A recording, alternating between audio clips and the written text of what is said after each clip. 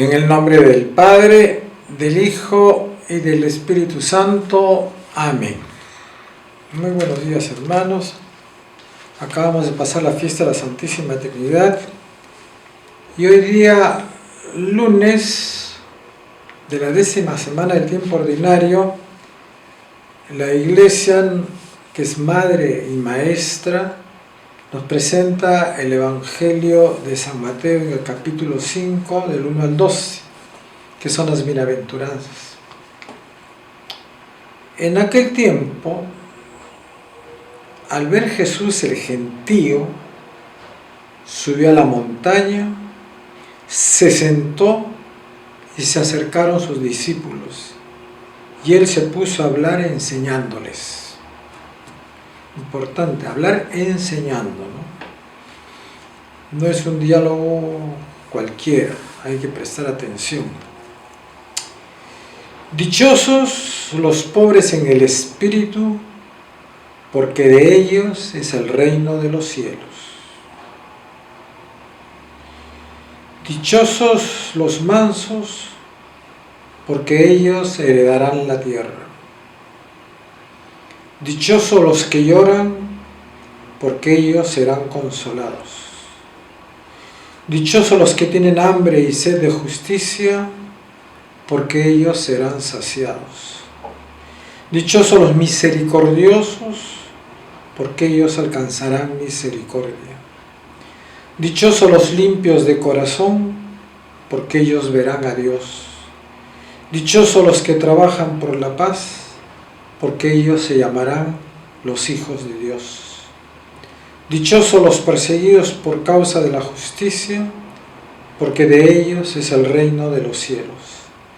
Dichosos ustedes cuando les insulten, les persigan y les calumnien de cualquier modo por mi causa. Estén alegres y contentos, porque su recompensa será grande en el cielo, que de la misma manera persiguieron a los profetas anteriores, a ustedes. Este Evangelio siempre me llama a mí la atención cómo se presenta. Dichosos los que sufren, dichosos los mansos, ¿no? Y la primera bienaventuranza, dichosos los pobres en el espíritu. Parece contradictorio, pero la pobreza en el espíritu no es lo mismo que pobreza de espíritu. Jesús dice, dichosos los pobres en el espíritu, porque de ellos es el reino de los cielos. Él no dice dichosos los pobres de espíritu. ¿Qué cosa es pobreza de espíritu? Pobreza de espíritu es la persona apocada, triste, que no tiene deseos de surgir, que las cosas le van y le vienen, no tiene ánimo para vivir, ¿no? Es una persona apocada, ¿no? Dichosos los pobres en el espíritu es la persona que se ha despojado de sí mismo, ¿no? Cumple con lo que el Señor nos dice: el que quiere seguirme, niéguese a sí mismo, tome su cruz y sígame. El negarse a sí mismo no es ir contra tu propia autoestima, no. El negarse a sí mismo y seguir a Jesús es superación.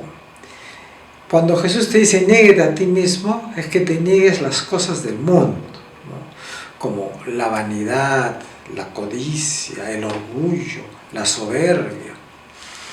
Por lo tanto, dichosos en el espíritu es aquella persona que sabe, que reconoce que todo lo que él tiene, ya sea en bienes materiales, en bienes espirituales, se lo ha dado Dios. Él no es el poseedor de eso, sino es que Dios le ha dado estas capacidades para que él las practique en el bien común, que las practique en la sociedad donde le ha tocado vivir. Por eso es muy importante de que el ser humano tenga como punto de partida la religión, porque la religión le va a enseñar, le va a dictar la moral y la ética. Esta moral y esta ética que él asume de su fe, la tiene que poner en práctica en la vida social. Tiene que construir las estructuras sociales iluminados por la palabra de Dios. La iglesia lo que hace es iluminar, presentar, para que el creyente organice sus estructuras sociales. Por lo tanto, en esta primera bienaventuranza, ¿quién tiene pobreza de espíritu y quién no tiene entonces pobreza de espíritu? Generalmente la pobreza de espíritu se ve primero con el dinero. También hay pobrezas en otras actitudes. Pobreza de espíritu, el que tiene dinero, el que posee dinero y sabe, reconoce, tiene humildad para saber que eso se lo ha permitido Dios, él considera que esa capacidad, ese dinero que él tiene, lo tiene que utilizar para el bien de los suyos y para el bien de los demás. Tiene que saber cómo administrar los bienes que Dios le ha dado. Esa persona tiene pobreza de espíritu. Una persona que tiene mucho dinero y vive pendiente de su dinero y no le importa a los demás, esa persona no tiene pobreza de espíritu. Y menos libertad, ¿eh? Porque está pendiente nada más de cuidar todo el dinero que tiene, toda la riqueza que él ha podido acumular. Una persona que es pobre, ¿no? Porque en el mundo tenemos dos clases sociales, los que tienen dinero y los que no tienen dinero, y con una distancia bien marcada, eso no lo podemos negar. Pero el que ha nacido pobre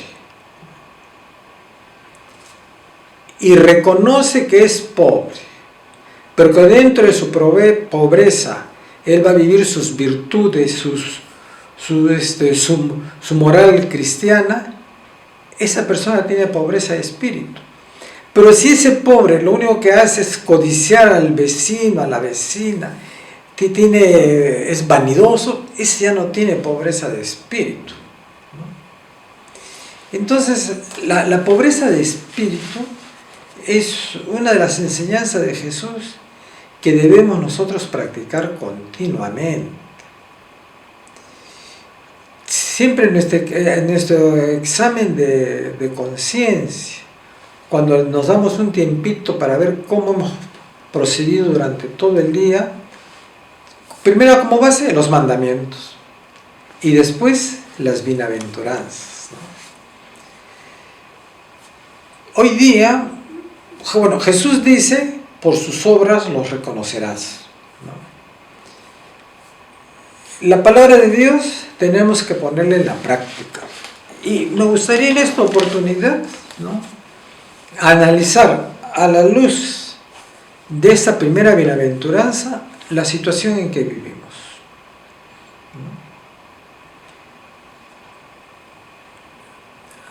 Vivimos en una sociedad donde, como dije antes, están bien marcadas las clases sociales. Las que poseen dinero y los que no poseen dinero. Los que poseen grandes empresas y los que trabajan para las grandes empresas, o los que poseen también, pequeñas empresas, ¿no? La pregunta es, ¿por qué existe esto? ¿Qué es lo que está sucediendo para que haya esta desigualdad? Y yo creo que la respuesta está en que no se vive la pobreza en el espíritu. Porque si nosotros viviésemos la pobreza en el espíritu, el que es empresario y Dios le ha dado la capacidad, porque recuerden que nada es nuestro, todo es lo que Dios nos ha dado, y del cual después, el día que dejemos este mundo, y recordemos eso, partimos de este mundo, no nos quedamos acá. El que no entiende eso, bueno, ¿ya qué vamos a hacer? Pues Dios no le permite entender esas cosas. Pero nosotros, los creyentes, los que sí somos practicantes, que seguimos a Jesús, camino, verdad y vida, tenemos que analizar la situación. ¿Qué es lo que está pasando? ¿Por qué esta gente no tiene pobreza de espíritu? Yo muchas veces me pregunto, ¿no? Hay empresas tan poderosas, tan grandes, que ganan tanta millonada de plata y sus dueños no van a tener tiempo ni para gastarle en esta vida. ¿Por qué son así amarretes con sus trabajadores? ¿Por qué tienen el puño cerrado? ¿Por qué no pueden pensar en la gente que está trabajando para ellos? Si esa gente no trabaja para ellos, ellos no podrían entender las riquezas que ellos tienen. Y el que está trabajando se ve forzado a trabajar porque no tiene después de qué comer. Entonces yo pienso que esa gente está movida, miren, por las siguientes pasiones. Primero, una de las pasiones más fuertes es el orgullo. El orgullo es el exceso de estimación hacia los propios méritos por los cuales la persona se cree superior a los demás. Se cree superior a los demás y ya te mira de arriba para abajo. No le interesa a la otra persona, no le da mérito a nadie. Ese es un problema que tiene el ser humano, el orgullo. La vanidad. Y la vanidad es el orgulloso que además de ser orgulloso, tiene el deseo de que, y un afán excesivo de ser admirado por los demás. Y la soberbia, que provoca un trato distante hacia las otras personas. Y la codicia, ese anhelo vehemente de conseguir cosas para, sobre todo, poder, dinero y fama. Si el ser humano pudiese dominar estas pasiones, y eso es lo que es ser manso, ¿eh? Es la otra, lo que dice la mansedumbre, la otra bienaventuranza. Bienaventurados los mansos porque heredarán la tierra. El mundo sería diferente. Si el ser humano tendría conciencia de que nada se va a llevar de este mundo, que el día que el Señor lo llame, y cuando el Señor te llama, acá no va a haber nada que te pueda detener. La ciencia puede avanzar, hay gente que se ha hecho congelar, no sé qué procedimientos hay, para que le despierten más adelante, cuando ya haya remedios para curar su enfermedad. Están totalmente equivocados. La técnica está distorsionando la mente del hombre, lo está volviendo autoeficiente. Él se cree que él es el que domina la tierra. Sobre todo ahora en este época que estamos viviendo, que las comunicaciones son globales, ¿no? Ya el ser humano se cree que él es el dueño del universo, ¿no? Y está imponiendo normas, ¿no?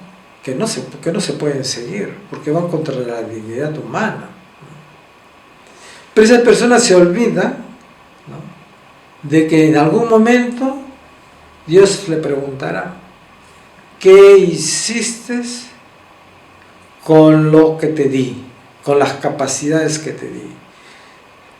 ¿Las trabajaste con humildad, con mansedumbre, o te fuiste por el camino de la perdición? Porque es la verdad. Esas personas no se dan cuenta, tenemos que rezar por ellos. Tenemos que rezar por ellos porque se están condenando. En nuestra existencia tenemos dos posibilidades de vida. O nos vamos al cielo, o nos condenamos al infierno, donde será el llanto y el rechinar de dientes, como dice el Señor, ¿no? Hoy día pues tenemos que darnos cuenta que para que nuestra vida social, de trabajo, familiar, tiene que estar regida por una moral. Y la única verdadera moral es la que viene de Dios. No la moral que trata de imponer el hombre por su propia manera de pensar. Está bien, el ser humano tiene que pensar, porque nos da Dios capacidad para pensar. Es el único ser viviente en la tierra que no actúa solamente bajo el instinto, sino que también puede razonar, aceptar y rechazar. Si el ser humano, los grandes científicos, tuvieran conocimiento de la moral y de la ética que Dios nos pide, entonces los descubrimientos que ellos están haciendo, que no es otra cosa que investigar la creación, se canalizarían por el camino de la moral y de la ética, y no por el camino de la codicia de poder, de afán de tener fama y de dinero, ¿no? Recordemos siempre, no perdamos de vista que estamos de paso por este mundo y que este mundo va a determinar nuestra vida futura, va a determinar nuestra vida eterna, y tenemos que aceptar con humildad que dependemos de Dios. No seamos soberbios, orgullosos. Aprendamos a ser humildes frente al Señor y aceptar lo que Él desea para este hombre que Él ha creado, a imagen y semejanza de Él, para que participe de su vida aquí mientras peregrina por este mundo, para los católicos a través de los sacramentos, y cuando dejamos este mundo en la presencia del Señor. Recordemos pues que tenemos que educarnos en moral y ética para cambiar al mundo. Lo que tiene que cambiar son nuestros corazones, y tenemos que ayudar a los demás a cambiar. Aquellos que hemos recibido el don de la fe, nuestra misión es dar testimonio de nuestra fe en nuestras obras, no en el conocimiento, sino ponerlo en práctica, ¿no? Como dijo el Señor, amar a Dios con todo tu corazón, tu mente y tu ser, y el segundo mandamiento semejante al primero, amar al prójimo, ¿no? Entonces aprendamos a amar al prójimo con el corazón, con la mente y con el ser. Que el Señor los bendiga, los proteja y los cuide de todo mal. Amén.